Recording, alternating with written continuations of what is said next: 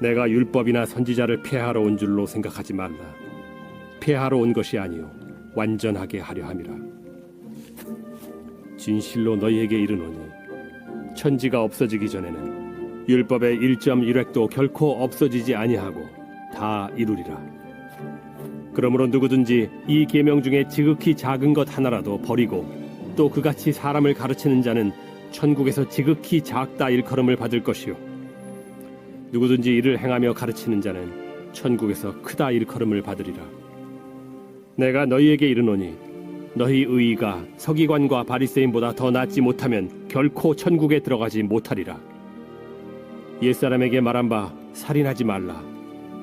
누구든지 살인하면 심판을 받게 되리라 하였다는 것을 너희가 들었으나 나는 너희에게 이르노니 형제에게 노하는 자마다 심판을 받게 되고 형제를 대하여 라가라 하는 자는 공회에 잡혀가게 되고 미련한 놈이라 하는 자는 지옥불에 들어가게 되리라. 그러므로 예물을 제단에 드리려다가 거기서 내 형제에게 원망 들을 만한 일이 있는 것이 생각나거든. 예물을 제단 앞에 두고 먼저 가서 형제와 화목하고 그 후에 와서 예물을 드리라. 너를 고발하는 자와 함께 길에 있을 때 급히 사화하라. 그 고발하는 자가 너를 재판관에게 내어주고 재판관이 옥리에게 내어주어 옥에 가둘까 염려하라. 진실로 네게 이르노니 네가 한 푼이라도 남김없이 다 갚기 전에는 결코 거기서 나오지 못하리라.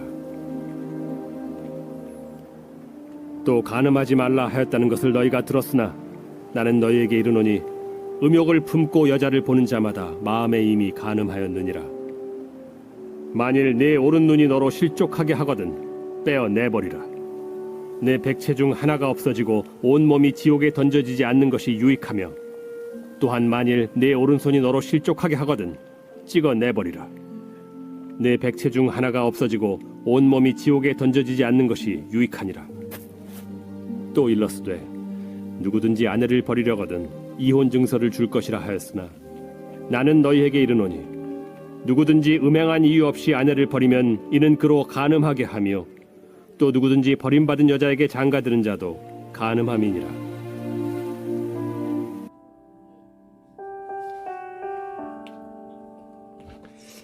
예수님 당시에 바리새인이나 서기관과 같은 종교 지도자들이 예수님을 반대했던 이유 중에 하나는 예수님이 율법을 폐기하는 자처럼 보였기 때문에 그랬습니다. 왜냐하면 예수님께서 하시는 구약 말씀의 해석이 당시 그들이 했던 것과는 근본적으로 달랐기 때문에 그랬죠. 그래서 많은 유대인들이 보기에도 예수님이 오히려 하나님이 주신 율법을 갖다가 폐기하러 온 자처럼 오해가 되었고, 그래서 특히 종교 지도자들이 예수님을 더욱더 이제 반대하고 배척을 했었죠.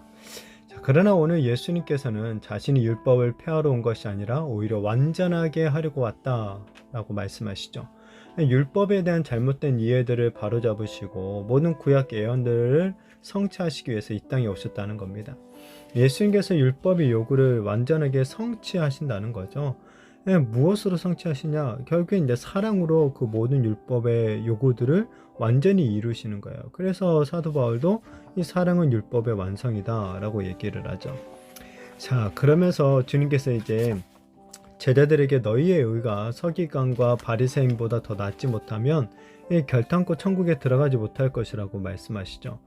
이 서기관과 바리새인들의 의는 무엇입니까? 이 율법을 갖다가 문자적으로 철저하게 지키는 거예요.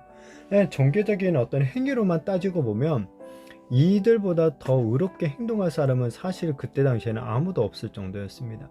그런데 주님은 이런 종교 지도자들의 의보다는 이 제자들의 의가 더 나아야 한다라고 하시는 거죠. 그러니까 이것은 더 철저하게 율법을 잘 지켜야 된다, 그런 의미가 아니죠. 바로 율법을 완전하게 하신 이 예수님을 온전히 믿고 예수님처럼 이 사랑으로 그 율법들을 완성해내야 된다라는 것이겠죠. 자, 이어서 이제 주님께서는 구체적으로 그럼 제자들이 실천해야 될 이 더 나은 의가 무엇인지를 갖다가 말씀해 주시죠. 첫 번째로 이제 살인하지 말라라는 계명을 얘기하십니다.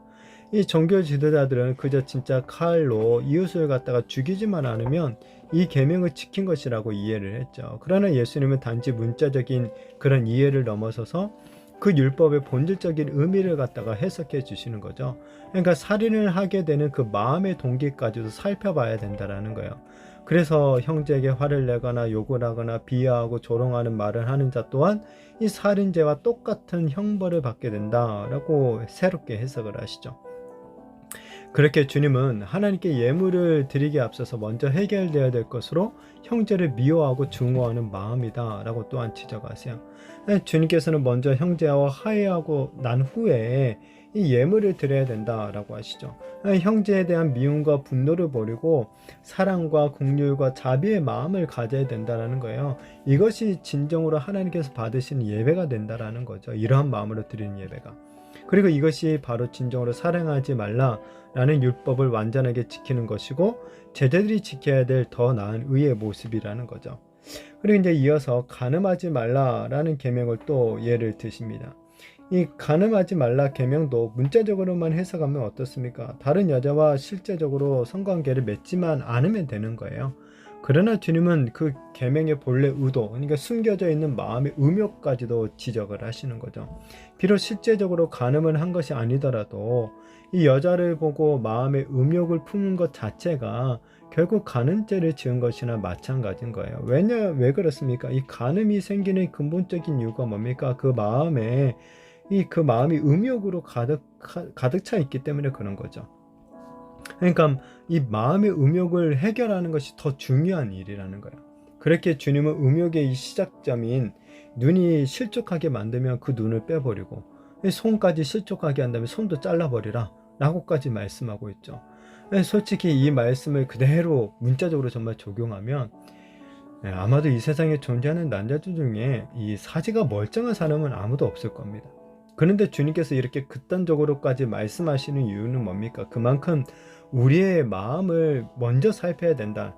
이게 정말 중요한 일이다 라는 것을 말씀하신 것과 동시에 또 뭐냐면 우리의 마음의 상태는 이 전적인 타락과 부패를 가지고 있다라는 것을 지적하고 있는 것이기도 하죠.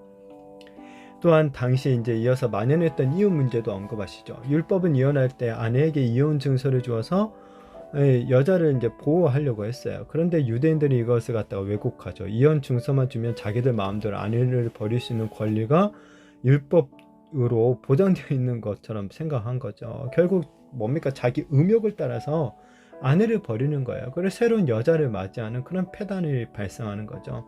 그래서 주님께서 음행한 이유 없이 아내를 함부로 버리는 것, 결국 가늠한 것다 이를 말씀하시는 거죠.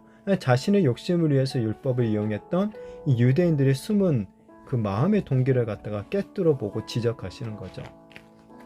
율법은 성과 거룩함을 위한 것이지 내 이익이나 어떤 욕심을 위한 도구가 절대 아니죠. 간음에 관한 율법도 결국 문제는 사랑이에요. 아내를 사랑하는 마음이 없으니까 겉으로 드러나지 않는 이 자기의 음욕을 위해서 율법을 이용하는 것뿐이죠. 겉으로 보기에는 아무런 문제가 없는 것처럼 보이지만 뭡니까? 이미 그 마음에서부터 죄로 가득 차 있는 것이나 다름이 없는 거죠. 자, 잘못된 행위를 하지 않으면 세상은 그런 겉모습만을 보고 의롭다라고 말해줄지는 몰라도 우리 주님은 우리의 겉뿐만 아니라 우리의 속까지도 다 꿰뚫어 보시는 거죠. 당시 종교 지도자들이 자랑했던 이 율법적인 의의 한계가 이런 점들이라는 거예요. 그들은 겉으로 드러나는 어떤 윤리적인 차원에서만 율법을 이해하고 지켰던 것이죠. 그러나 예수님은 그런 죄악된 행동을 유발하는 이 눈에 보이지 않는 우리의 깊은 마음속까지도 살펴보고 그것이 정말 예수님의 제자들이 지켜야 될 더 나은 의다라고 말씀하고 있는 거죠. 자, 그러나 문제는 뭡니까? 우리의 마음이 전적으로 부패하고 더럽다는 것이죠. 그렇게 우리가 믿고 의지할 분은 예수님밖에 없다라는 거예요. 우리가 더 나은 의를 성취할 수 있는 유일한 방법이 뭐냐? 바로 우리를 위해서 십자가에서 죽으시고 다시 살아나신 예수 그리스도를 믿고 의지하는 것밖에 없다라는 거예요. 바라기는 이 모든 율법을 정말 사랑으로 완전하게 성취하신 우리 예수님만을 믿고 의지함으로 말미암아 우리들도 예수님처럼 더 나은 의를 성취하며 살아가는 그런 주님의 참된 제자들이 되어지기를 예수님의 이름으로 축복합니다.